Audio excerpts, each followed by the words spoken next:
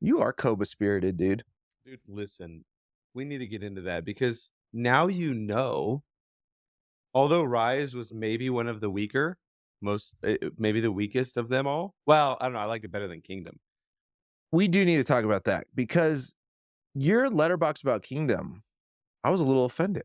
And I'm not even like, You liked Kingdom the most? no, I didn't like it the most, but you absolutely shat on it. Oh, You gave everything like 5 stars, perfect movie, never been better. And then you're like, Kingdom, 2.5 or 2 stars or something. no, I gave Rise 4, and I said no, I'm sorry. Yeah. And then I said a good movie with great CGI, and I just said it's not on the same level. 'Cause it's just not like with Rise, I remember seeing it in theater and hearing him say no for the first time was just like, holy, like there was no that was crazy good. And then Dawn is probably the best. People might argue otherwise. And then War, you haven't finished it yet, Oh, right? I finished it last night. I just haven't Dude, logged it yet. Bad Ape is one of the best on-screen characters ever. Like I really like Bad when Ape. Bad Ape was a good he time. was amazing when he had the binoculars backwards. He goes, "Oh no." Why so small? And then and then the scene where Maurice is like trying to dig the hole and he like tells him to get on his back. Oh, yeah, And Bad yeah, Ape's like, no, no, and he growls at him. yeah. And he's just Okay. yeah. It So it was. good, Do you dude. know who And plays him? I forget his name, but I didn't know till I saw a TikTok behind the Yeah, it's scenes. Steve Zahn. I don't know how to pronounce his Dude, last name, but I think it's Zahn. that was that was amazing. He's great. The first time I saw him was in Saving Silverman, and then some of the stuff more recently was White Lotus season 1. He's the dad. That's right. Oh, Joyride. I was like, I saw him like in this movie from the early 2000s is Yeah, Joyride. he's great. I think he's in Sahara. Is it Sahara or Australia? No, Yep. Sahara, yeah. Mhm. Yeah. He needs more recognition, especially for that role. Do you like War or Dawn better? Probably oh, that's a good question. I don't know. I like They're both I better like than Rise, Don. but Yeah, I like them both. I like Don.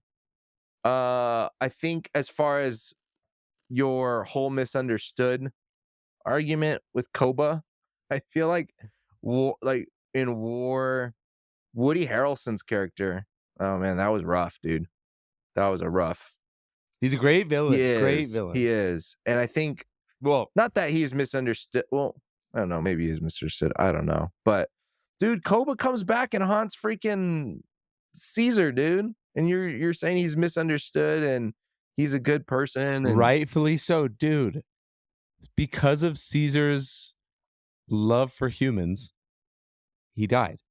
The guy who he saved and spared in the first half hour is the one who ended up killing him. wait, what? Yes, the soldier he spared in the cave Oh. is the soldier who shot him with the arrow at the end of the movie. Oh. And Koba warned him, dude, you love human more than ape. Oh yeah. And he spared the human. And then at the end, who is it? That guy. Dumbass with a bow and arrow, dude. Crossbow, whatever it's called. That did super suck, dude. And then the thing that with War is like it's not super rewatchable because it's pretty bleak. Yeah. You know, like Bad Ape is great, but it's like Donkey, the Dude. gorilla, Red when he Donkey? got when he like had to change a heart and saved Caesar at the end and then just gets blasted. Oh, Dude, I didn't know. I think War, I definitely teared up way more in War. And I think that's yeah. probably like you're saying, it's pretty bleak. Like but all the gorillas. Actually, no, now that I think about it, it's just all the gorilla. Yes, I was sad when the different apes died, but the gorillas are the ones that messed me up the most. From Rise of the Planet of the Apes when Buck jumps into the helicopter Yes. and then he dies, and then Red Ape, Winter, and I don't know if Winter. Luca. Yep. I think Luca's another silverback, but I don't know if he dies or not. But anyways, also sorry if you haven't seen this. But again, this has been like 7 years, over a decade for Rise. So At least if we ruin things, that's on you. That's a skill issue. anyways, okay. Well, before we talk about more about the whole world of Kingdom and Rise and Dawn of the Apes, why don't we jump into this? Let's do it.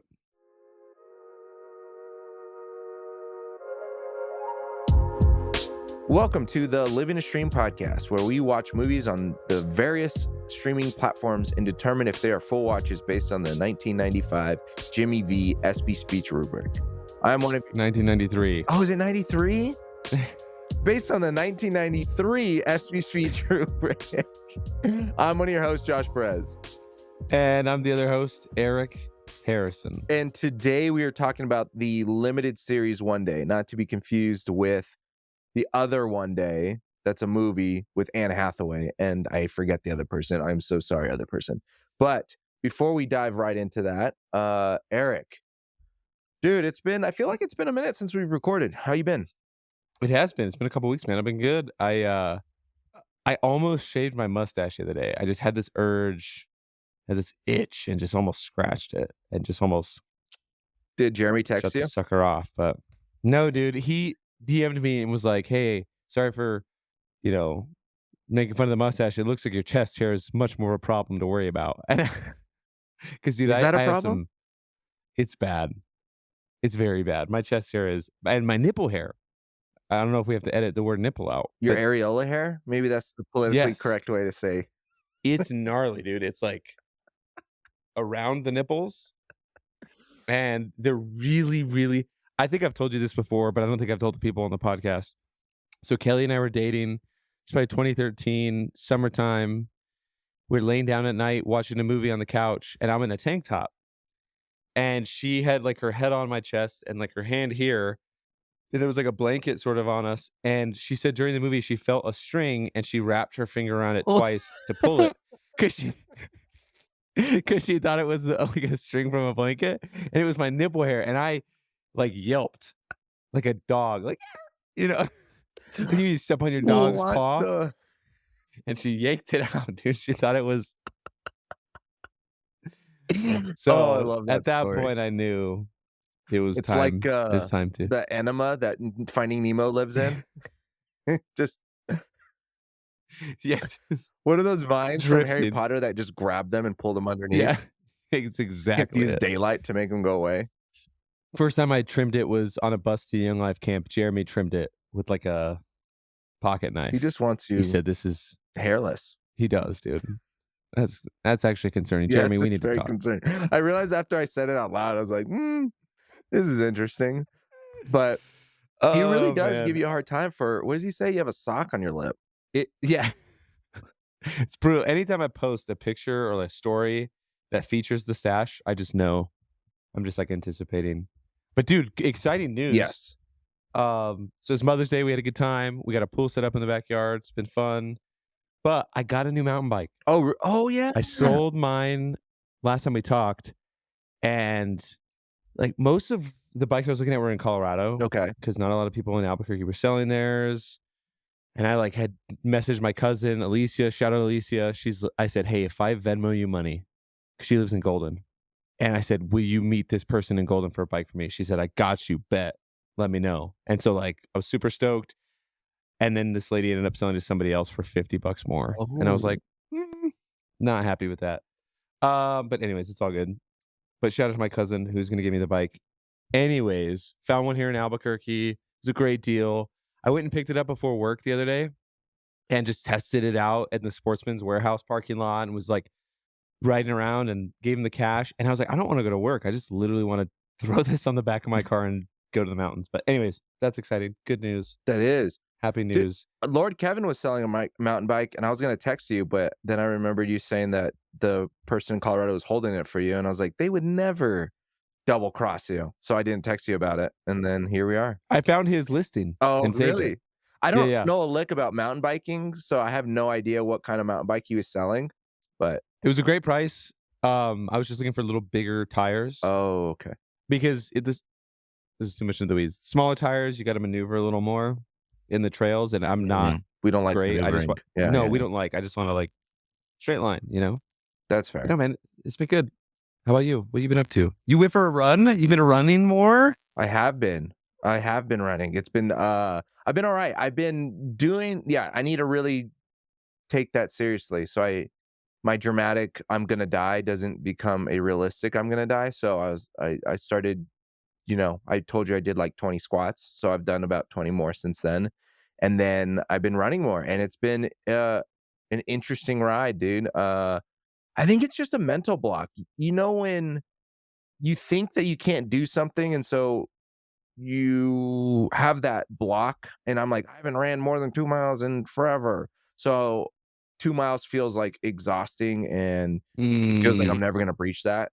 And then all of a sudden, yeah, I did it one time, and now it's like every run's been 3 miles, and I'm like, gosh, Josh, just you need to throw away all those mental blocks, dude, because apparently you are much more capable than you think. And so it's been good. I just really sore, like my calves. mm. I really do need to. Dude, are you hearing crackling? We having this issue again? I'm freaking out over here. No way. Hold on. I'm hearing like interference. Sorry. Hey, we should go for a run when I'm there. Oh, dude, I was gonna tell you. Okay, so yes, we're stoked for you coming up. What are you doing Sunday morning? Because someone else from the run club is gonna be up here. I think we're gonna go running Sunday morning if you want to join. Literally, I'm not even joking. Our only planned Sunday is IKEA, so nothing. Oh, then you all should come down here, meet up, run. Let's go for a run, and then we can go down to the IKEA. Dude, what are you getting at IKEA? So my thought is nothing, but Kelly has a very different idea of that. Like, I figure she just wants the window shop, but that's probably not the case. We don't need anything from IKEA. Okay.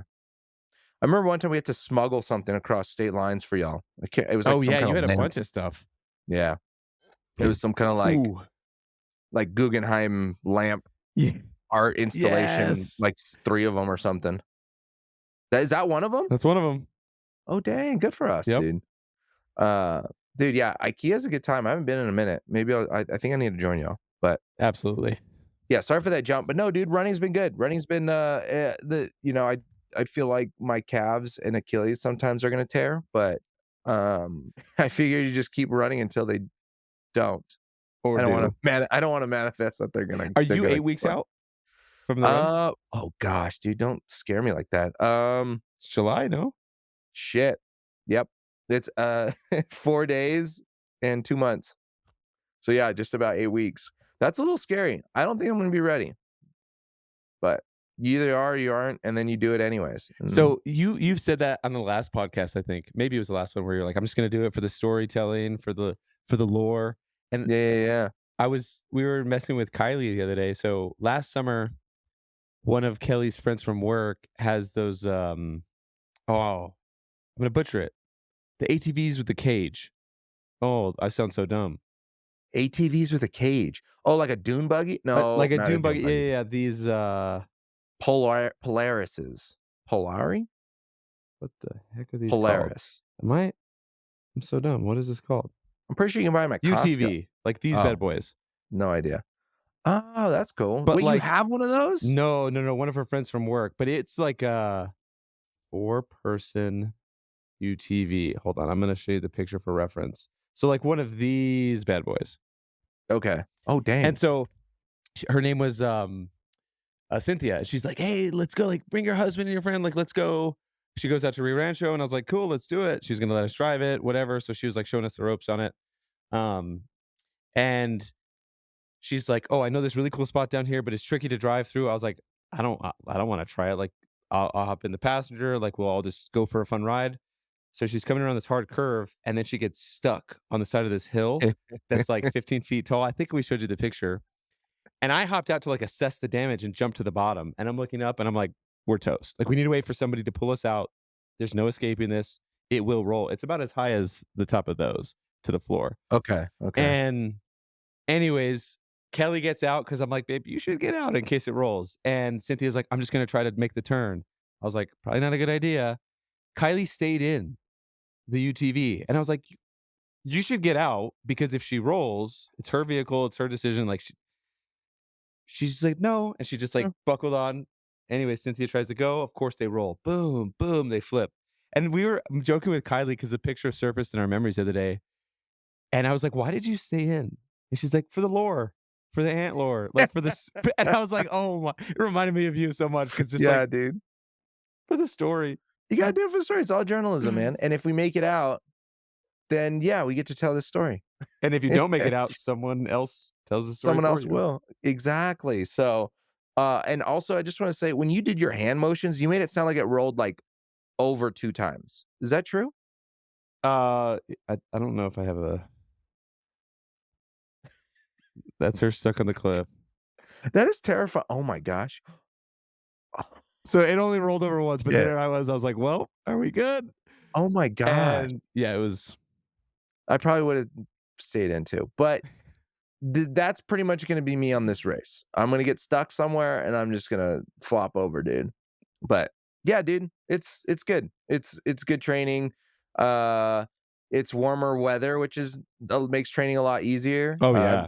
I'm getting back into the groove, man. Like Tuesday, Thursday, and then long run Saturday or Sunday, or longer. I shouldn't say long run, longer run on Saturday or Sunday. But I feel motivated enough. I think, School's almost yeah, out? school's almost out, dude. Speaking of graduations too, dude. Yeah, going back to Albuquerque was good. I kind of snuck in there. Snuck in and snuck out, but seeing my sister graduate, shout out Monica, that was badass. So she's done. I get to graduate in a couple weeks, and then we're just gonna be a bunch of learned doctors over here. But I think that whole trip though, dude, it was good, man. Speaking of full moments, thank you and Kelly for making time to hang out, because definitely thought, laughed, and cried that night, and we had a good old time Super drinking, fun. getting super drunk off prebiotics, poppies, and what's the other one? Olipop. So anyway, speaking of that, when you come up, we have like 15,000 of them. That's what I'm So talking oh, we're ready. We are we're gonna ready. throw another rager, dude. But Rummage through their fridge for that. yeah, man. But dude, what do you say? What do you say we jump into this series one day? Let's do it. Which surprisingly, dude, I'm really, really enjoying it. I guess not surprisingly. It took me a while to. I think it came out like in February, and it just Mhm. took me a whole long time to just give it a shot. But shout out Brenna, the roomie Brenna, because she said like, you got to watch this, Josh. You're gonna love it. And shout out Noah, who also was like, hey, dude, your heart is actually gonna get just shattered into a million pieces No if you watch monocle? this. Yeah, him and Amrik. I was talking to him not too long ago, and he's like, dude, have you checked out One Day? You have to. And I was like, this is the Interesting. I second. love it. Yeah, right. I didn't expect that either. So here we are. Anyways, so yeah, so we talk about movie, shows, or documentaries watched on streaming platforms using the 1993 ESPY speech from Jimmy V. Did this movie or show or documentary hold us in thought? Did it make us laugh, and did it make us cry, whether tears of joy or tears of sadness? We interweave the stories of the show, movie, documentary with our own narratives and just see where things take us. We ruin everything we talk about, so if you care about spoilers, go ahead and just tune on out, and you can tune back in later.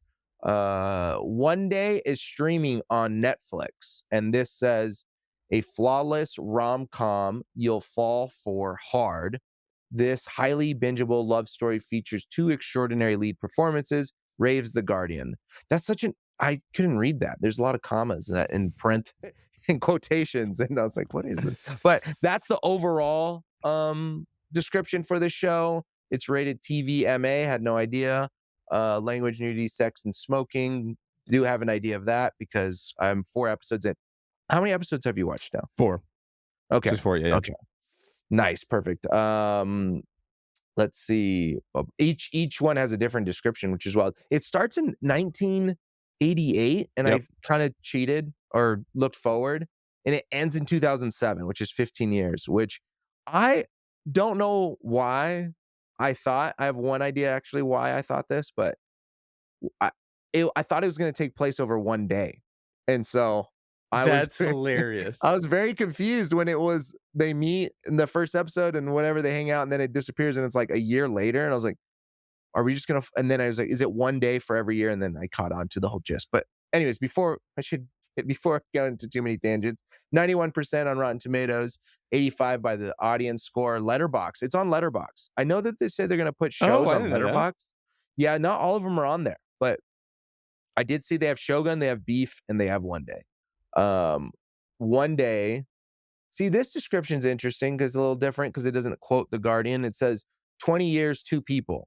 After spending graduation night together, Emma and Dexter go their separate ways, but their lives remain intertwined. So that's a little more accurate towards what's going on. But it's created by Nicole Taylor, stars Leo Woodall and Ambika Mod for a majority of it. And of course, there's some other appearances from Amber Grappy, Brendan Quinn, Johnny Weldon, Team McClary, Clean McGinnery, Eleanor Tomlinson, and Essie Davis. But for the pretty much, it's Leo Woodall and Ambika Mod.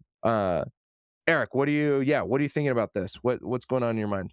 Well, I love this because I'm gonna be straight up with you. Sometimes it is hard for me to get pull the trigger on a show if I don't really know much about it, don't know the cast at all, unless somebody recommends. You recommended this, but that Leo Woodall, White Lotus, man, one of my favorite shows, and he was such a weirdo, but a great character in the most recent season of White Lotus. Won't spoil anything, but um, I'm excited for the third season. But that was a Right. gnarly season of White Lotus. But anyway, so I saw that he was in it. I was like, cool, let's pull the trigger. And then Ambika, it doesn't look like she's had much of a history either. I think they're relative newcomers. I know she was in This Is Gonna Hurt, but just, less than a dozen for both of them, Oh, right? yeah. So anyways, no, I had no idea what I was gonna think about it, and I loved it. I love the turn of events, the first night they met. Okay, just like you though, my thought was, okay, is this show about them meeting on this certain date? What was it, June 15th or 16th or whatever it was? Yeah. And then having a designated time to meet that day every year for 20 years, that's where my mind went with it. But that's obviously not the case.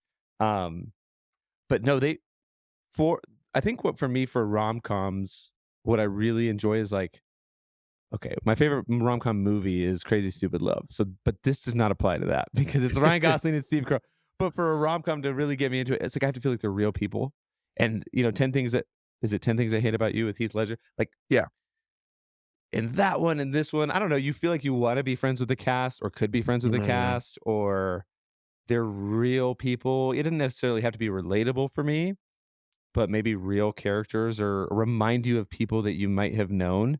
Like the guy that plays, or Leo plays Dexter, and I don't have, I know he comes from a lot of money, but I don't know, you could just relate, you can relate to maybe, oh, that reminds me of so and so. And I don't know, to me, a rom com has to feel that way, Okay. friendly, relatable, or familiar, I guess, the characters Right. at least. So I loved it right away. I was not expecting that. I put it on we'll see how this goes.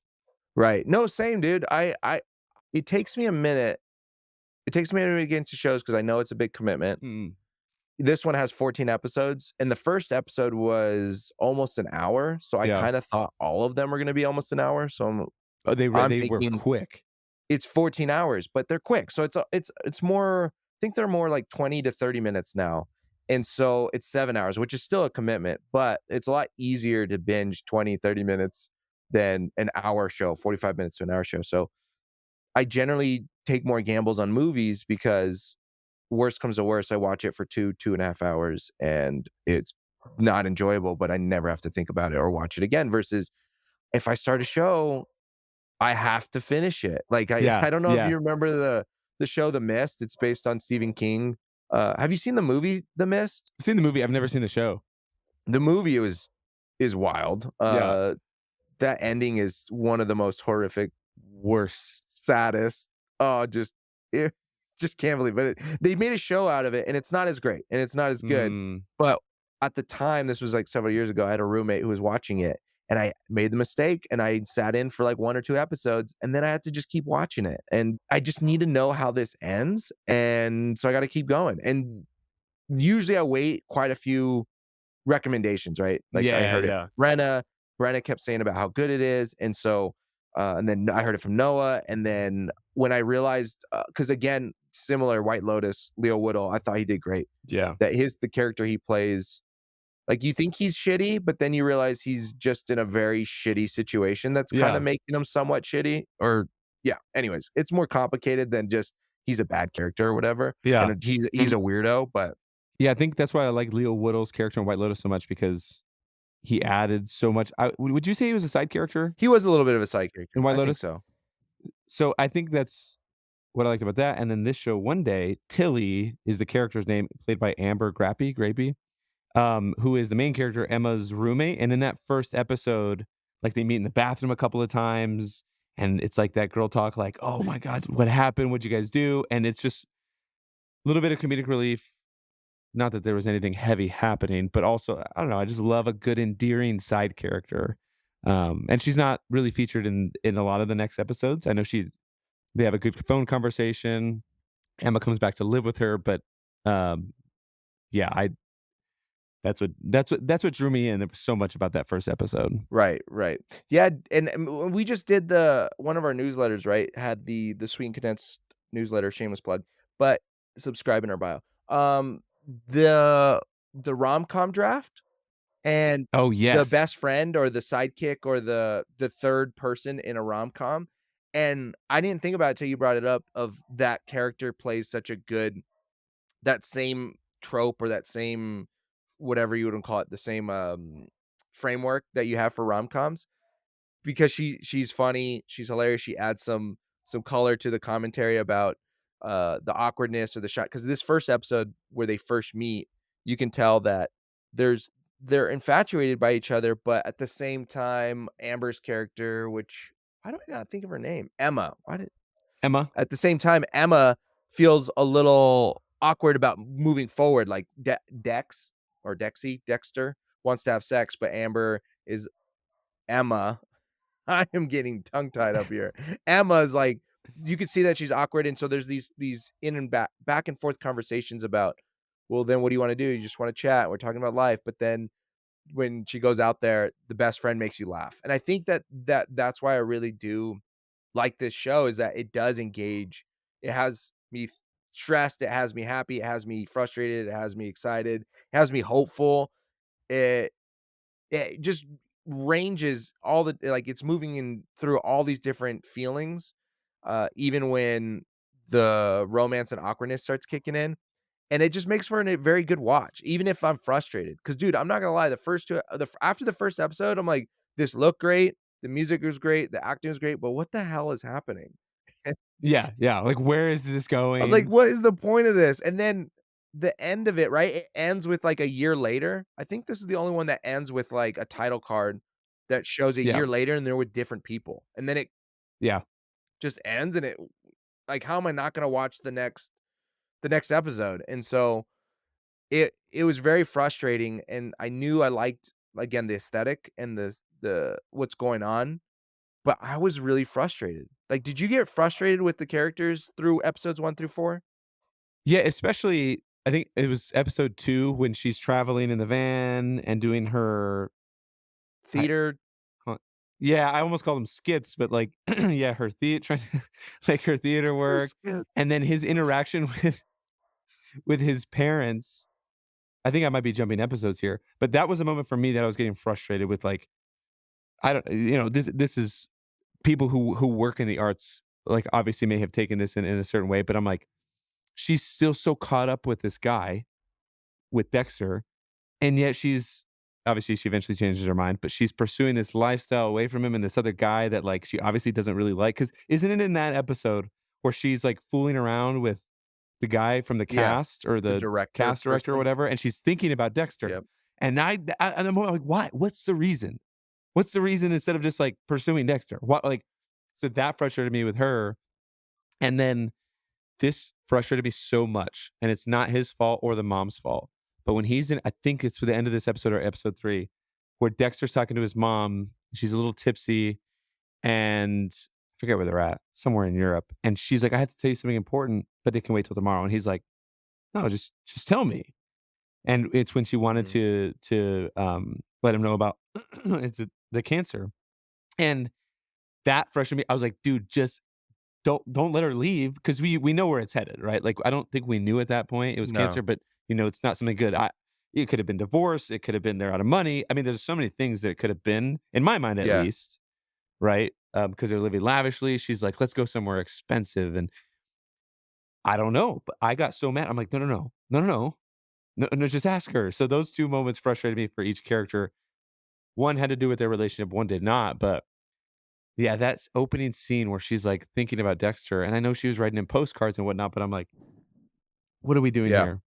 Like, obviously, you still have feelings for this guy. Cool, you wanna pursue theater. What's happening? And then Yeah, I think I'm jumping ahead a little too much, but then we're getting to episode 3, I believe, where they're hanging out, and it was after they saw each other at the Oh, restaurant, yeah. and he asked her that question of, like, "Why don't you believe in yourself?" Something along those lines of, like, "Why are you so hard on yourself? Why don't you believe in yourself? I tell you you're so amazing, and so do these other people." So, again, I got a little frustrated there too, but Yeah, it's so strange because the characters, they kinda suck, but, like, not in a like, they suck because 'cause yeah. they're bad at whatever they're doing. It just maybe it's because they're so real. Like you're saying, you like to relate Yep. to characters, and maybe the thing I get frustrated with is the things I see within myself or the things I see within my friend group, because I agree, dude, the 2nd episode and the way that they did it too, I thought was really cool about revealing. I mean, this doesn't sound bad, cool, revealing that the mom has a disease or is really sick and has cancer, because I thought when so I haven't cried yet. That was the scene that I almost did, because it just hurt Mm. a lot to see a son and a mother have that conversation and kind of alluding to where it's going, and I thought, like every other, other movies who have done this where they follow that storyline where they just straight up say like, "Oh, I have cancer and I only have this much time," or "This things are Yeah, gonna yeah. change." They don't even talk about it, but we're, like, frustrated and we're getting there, but then when you flash forward a year, it made me frustrated about I wanna continue that conversation, I need to know that story, but I didn't want it to just be handed to me or thrown at me or like, "Hey, I've" but the Yeah. way that they did it, I think it was Emma's character, or Emma, the character, asks her, "How's your mom doing?" And so a year later, and then that's how they reveal that she's sick. I thought they did a Yeah. really good job with doing that, but I agree because I think in terms of the characters making decisions, because I if my mom said that, it's frustrating, and I love that they did it for the story and for the show, because it would be frustrating. I'm like, "Mom, no, you're telling me right now. Like, I don't care if Yeah, you're yeah. tipsy or not. Like, you can't just spring these things on me and not finish, your Hey, by the sentences." way, yeah. Yeah, it's and then yeah, like, dude, the restaurant, I had not been more frustrated, where he brings his girlfriend to the restaurant Oh, she's working at, and then it's like, "Hey, we're gonna hang out later.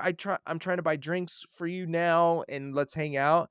And then when they're actually hanging out later, just the 2 of them, it's like, "Hey, come down here, lay with me, blah, blah, blah." And then I know episode 4, they kinda clear that up about for why he's sure. being such a weirdo. Um, yeah, it's a very frustrating show, but in a way that I'm, like, enjoying it, I guess. But my question would be, like, was it a one-day type of experience with Kelly? Because I know I think we obviously talk about how you guys have been together on and off through high school, but then finally got together in college or something, but I don't know if we've talked about, like, the first day you met her or the first day y'all met each other, pre ripping your nipple hair out. Like, Yeah. what was your one-day experience with Kelly? The first day you met her, did y'all even like, did you know she was a were you aware of her before you started talking? Because I think in this too, Emma is aware of Dexter, right? Dexter seems to be a popular kid, Yep. and they're, like, fairly aware of or he is aware of her sort of, but people are more aware of Dexter. Who is more aware no, I'm just kidding. Who is the popular one Yeah. of that? No. Who's the problem? No, I think, like, we met in, like, class in sophomore year. She was dating somebody else. We knew of each other, Oh, okay. um, and we had a lot of the same mutual friends. And, like, Young Life Camp, Zach invited me. Her and Zach were, like, in this tight-knit group, and so but the thing for us was junior year, spring break, Zach was like, "Hey, dude, going with a bunch of friends to Colorado to up to Denver to go hang out. I want somebody to skate with. You wanna come?" And I was like, "Cool, absolutely." That was our first time spending quality time together, and on that trip, it was like, "Oh, yeah, like, she's something special." So anyways, we didn't date after that, but then the next year after it's so funny, it's all around Young Life. After Young Life one night, a bunch of us went to this like a Peter Piper or something, and then Kareem had his Mustang. He's like, "Hey, guys, let's go up to the house. Let's hang out." Bunch of people, and then we played Truth or Dare, and someone dared Kelly to kiss me. And she was so nervous. She's probably gonna be embarrassed me taking this. I could feel her nervous because she was not that kind of girl to like. That was not her mo. Okay. So like we kissed and for this truth or dare thing, but it was like that was like felt kind of it wasn't just like a let's kiss and be done. But anyways, didn't date again after that. But then the following year, Same crew of people went up to to Pagosa Springs. Zach was like, "Dude, come up with us again." And then on that trip, it was like, "Oh yeah, like it's about time." Okay. You know what I mean? Like third times, literally third time's the charm. Like Okay. I'm gonna hold on to her and not let anyone else take her. Um, How many years and was it between you knowing her in class in high school to that trip and then officially dating? 4, 4 years. yeah, yeah. That's like a third or a fourth of this show. So, it's funny, you can almost have that same one day where you meet, you talk, you do all that thing, but she's with another and then every year it's just something different. Yes, literally every year something So different. She'll not admit to remembering meeting me in sophomore year in that class, but it's okay. that's funny. I was aware of her, she wasn't aware of me. Like, Oh, if so we're she's being honest. Dexter. She's the Dexter.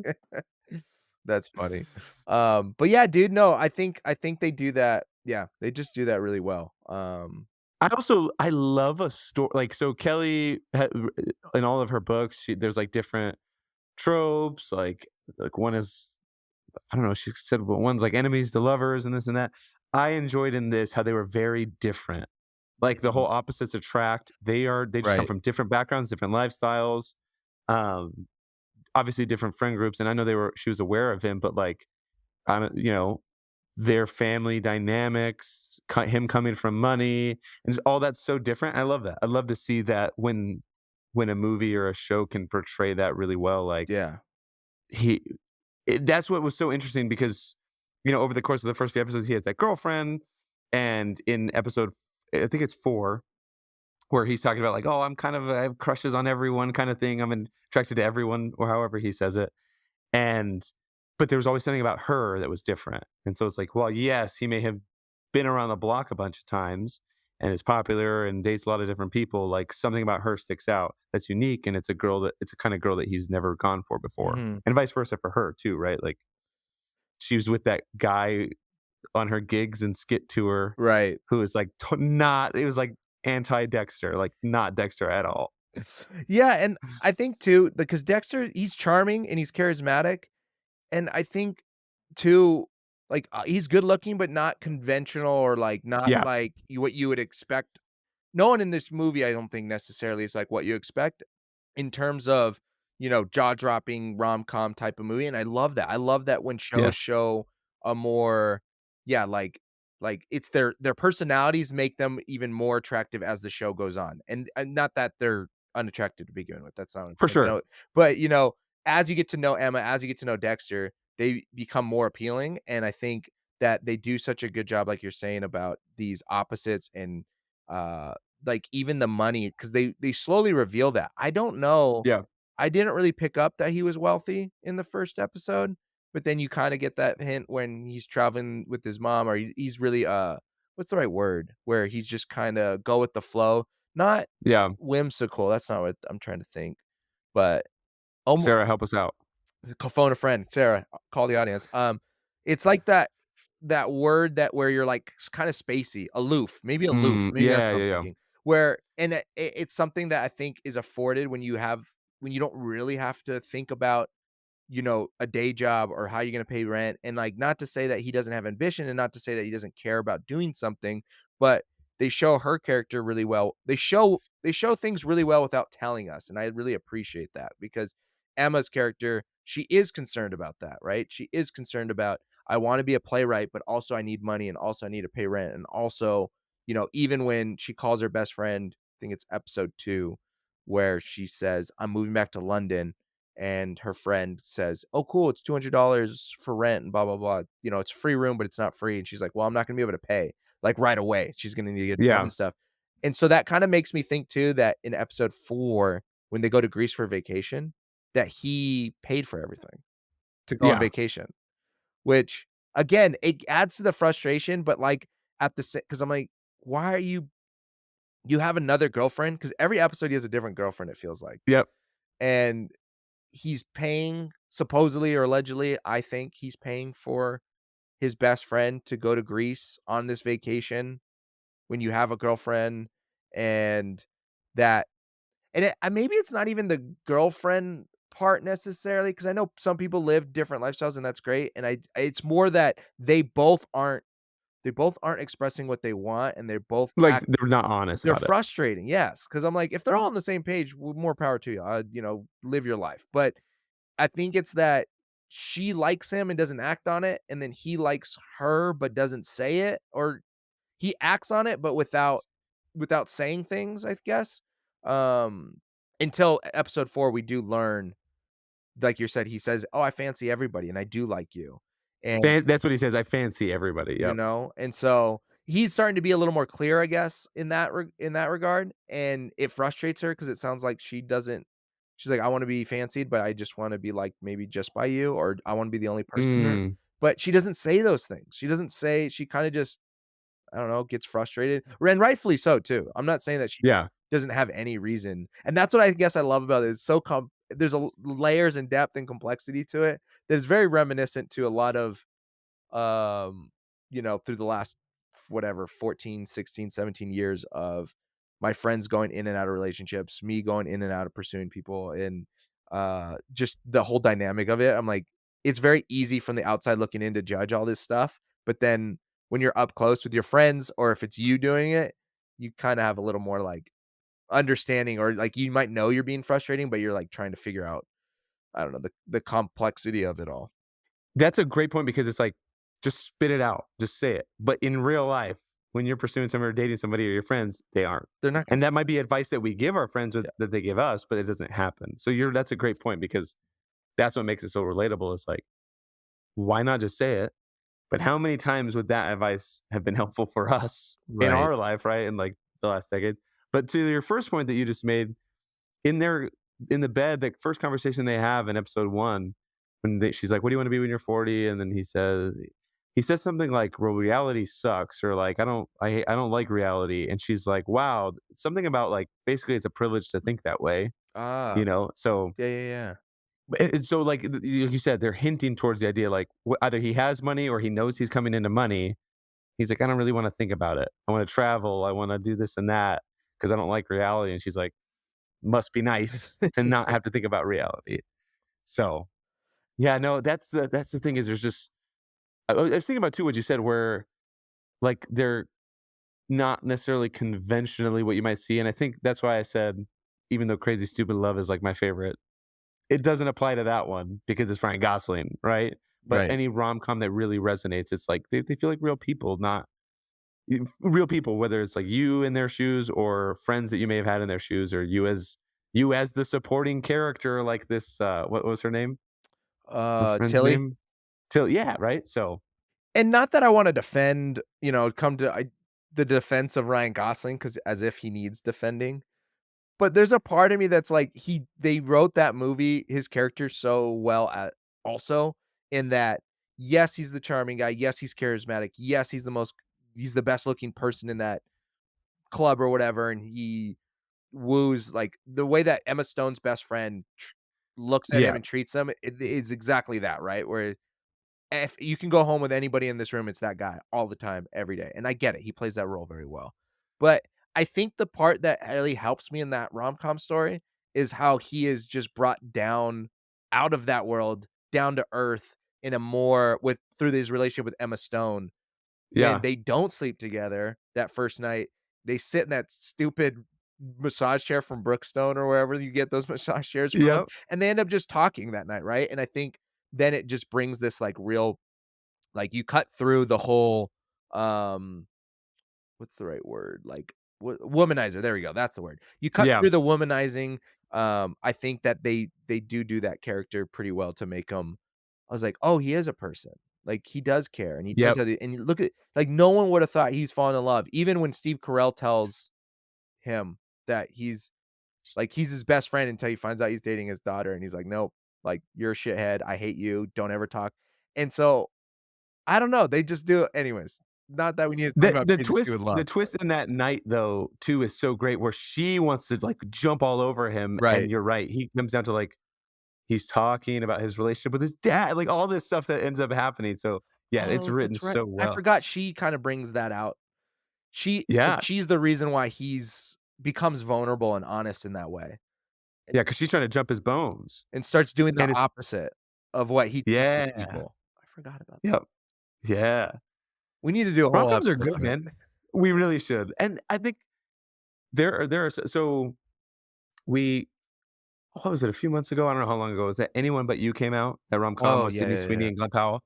First of all, Glenn Powell, next big movie star, like, obviously Right. he's one, but, like, Top Gun, oh, man, Twisters looks so good Yeah, I'm stoked. this summer. I'm just like, it looks like a fun movie. But anyways, we watched that one. It was fun. It was a funny movie. But and again, I know we're talking about a TV series today, but there's just certain rom-coms that hit a little different, that feel a little better, and sometimes they're just fun. So I don't know, you can I haven't watched as many as most people. I've only watched a handful. But for me, there's like the categories of like one is just good fun. And then there's one like this one day that we're watching that really draws you in and gets you feeling different emotions. Where like Anyone But You was a funny movie Right. and is entertaining. So like there's the different categories. And I don't know, maybe people who are listening can give us other examples of good rom-coms that really might get you thinking or might get you frustrated or might resonate more with real life, which is fun. Like I think Mhm. there's differences in like every movie, man. Some are just fun and entertaining. Um, Right. some cause you to feel a little differently, like you said, full watches.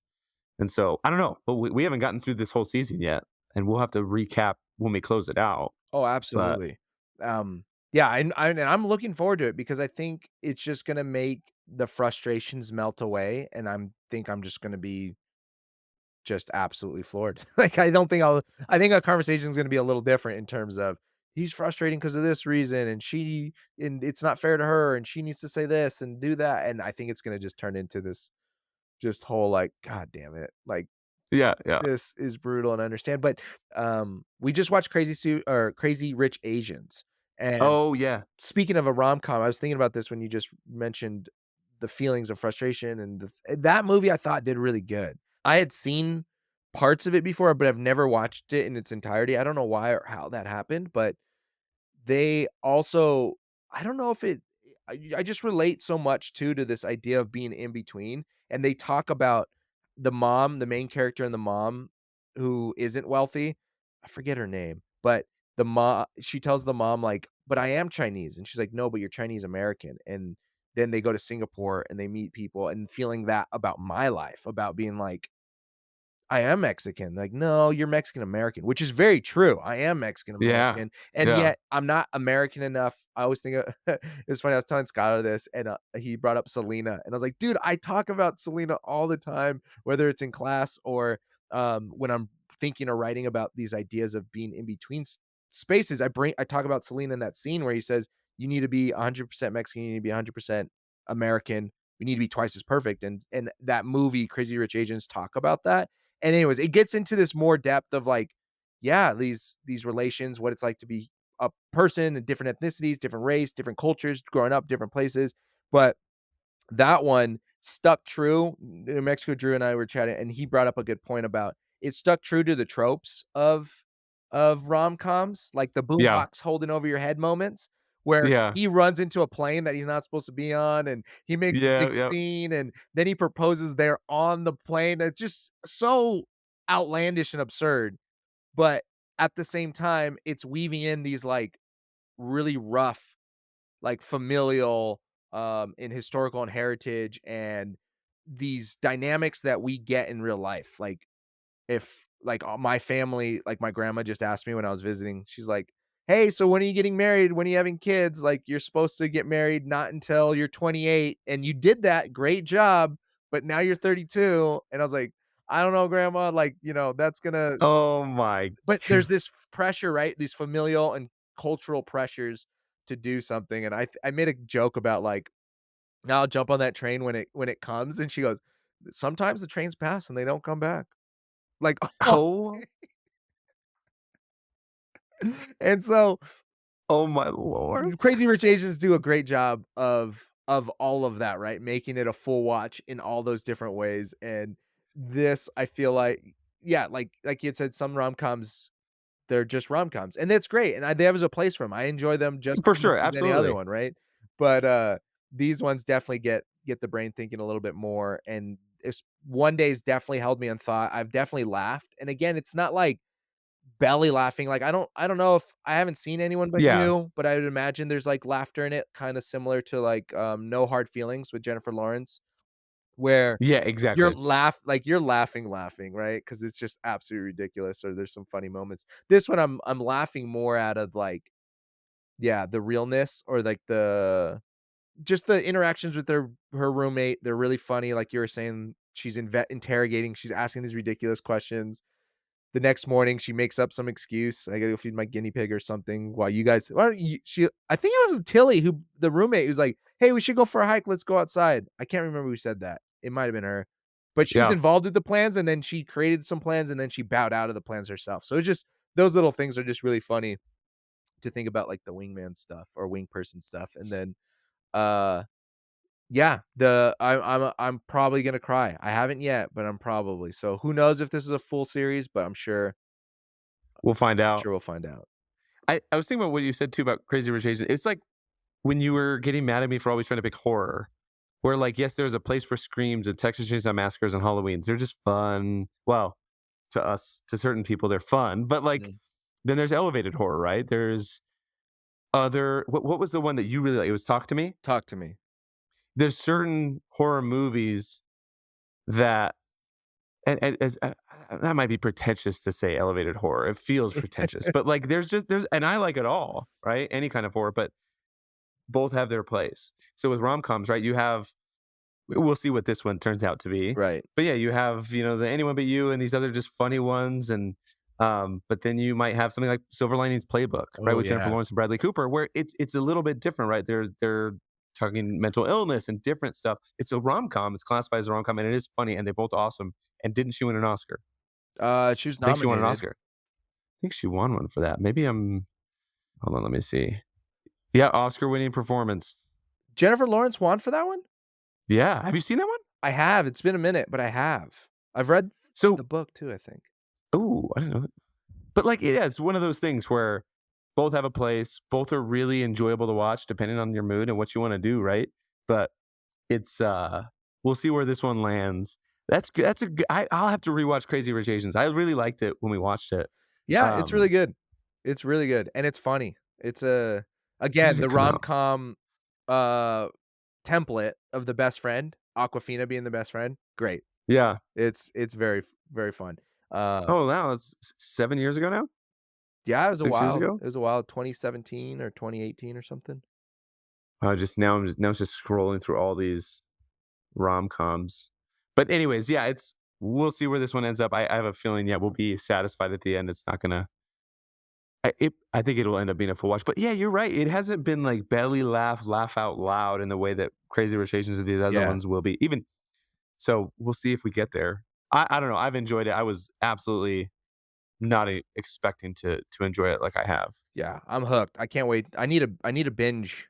I need to sit down for, like, a good couple hours and watch, like, 4 more. But Yeah, just power through it the last thing I do wanna mention, because you just brought up Texas Chainsaw Massacre, and my brain went down a wormhole.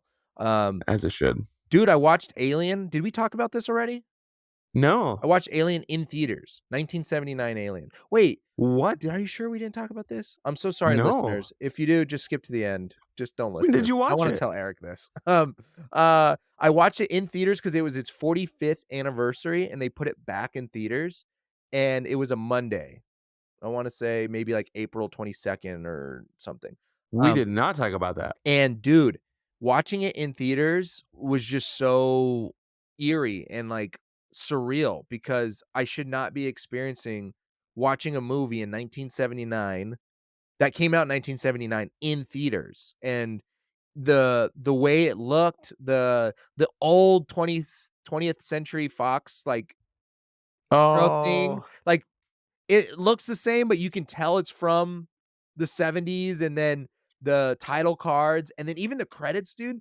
Now the credits are, like, kind of more, they're more lined up, they have better typefaces, they look nice, they yeah. look pretty.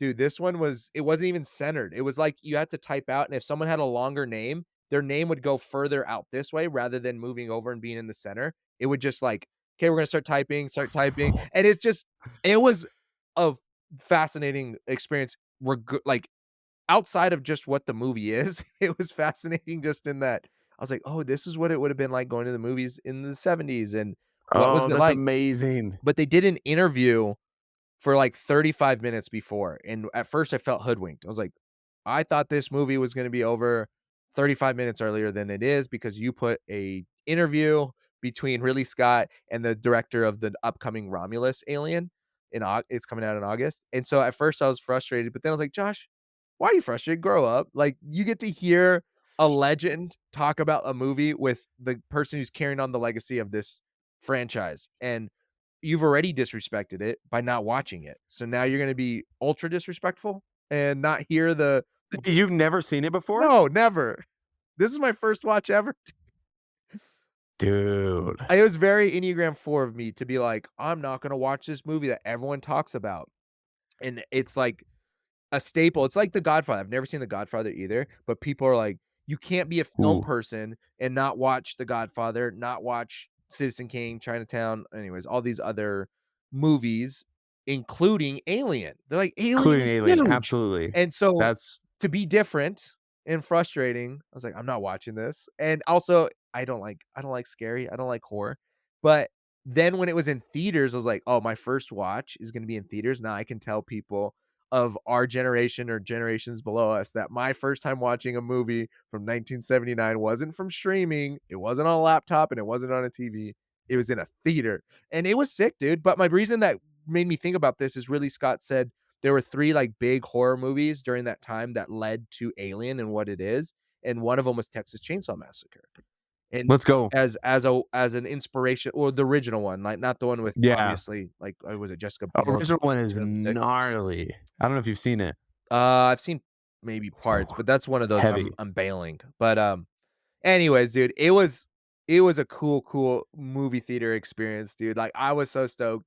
It was the movie obviously wasn't as, like, horrifying in some ways just because of, I'm watching things like Talk to Me and Barbarian Oh, yeah, in this absolutely. decade, but I can imagine then that it was just earth-shattering in terms of what they were doing with this creature and alien. Dude, the ex the iconic scene of the alien coming through the stomach and blood Oh, just sprays unbelievable. everywhere. Also, they're going rogue, dude. Just absolutely just insane, off the walls in the '70s. They used actual, like, animal blood and actual, like, stingray oyster thingies for the face hugger alien. Like, they were What? like, yeah, they had to shoot those scenes really quick because the studio lights would turn the flesh of that tree hug or the face hugger thing, they would turn the flesh of it, gray because the lights were just hitting. And so that's a world of I don't wanna be an actor. They of throwing actual blood, and they said the smells of sets smelt so bad. Oh, I can't even imagine. So it was great. Anyways, it was such a good watch. I dove into the lore of Alien. I read so many things because fortunately and unfortunately, or however you wanna see this, because of the sweetened condensed newsletter, shameless plug, sign up in our bio. But in August, I think Romulus Alien for that week is the biggest movie, and I'm gonna have to watch it for the newsletter. Oh, absolutely. I'm so glad you've seen this. What you're saying, though, is scarring me because this year they're re-releasing so many things in theaters, like Spider-Man just came out, like the Tobey Maguire Oh, Spider-Man. yeah. Lord of the Rings is coming out in June. I've never seen them in theaters. I was too young. Like, it's gonna be really hard to go see, like, Alien in theaters, that I'm sure that was amazing. I watched it at home. I think it was at Jordy's house. Oh, man, like, but I love that they were doing that. That's Yeah. so much like, Interstellar's coming out in the fall, that's not an Yep. older movie as old of a movie, but, like, seeing Pulp Fiction and oh, how fun though, man. I'm not That sure I is watched Interstellar in theaters. That's the sad part, oh, this'll be a because blast it then. was 2014, so I don't know what I was doing. I was poor. I'm always poor, but I was super poor in 2014.